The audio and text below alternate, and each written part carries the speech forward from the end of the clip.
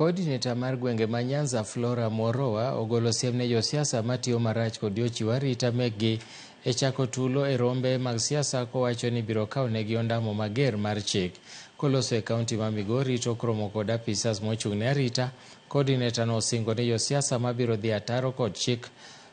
mogolo kendo dhi mbele kod kelo tulo e rombe ibiro ma lesen magi mag bedo kod bunde, kendo ibiro chwalgi e nyim doho kitudogi kod keth mag tiyo marach gi bunde. Moroa bende noseyo obila ma josiasa tiyo godo e nyayo tulo, kowacho ni gibiro moto e badgi.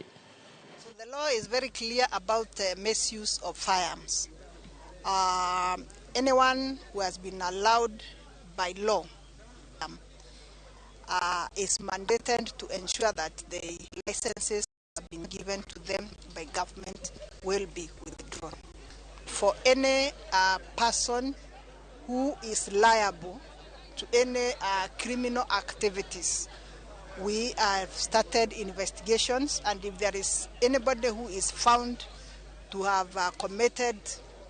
whoever that person could be, we are going to take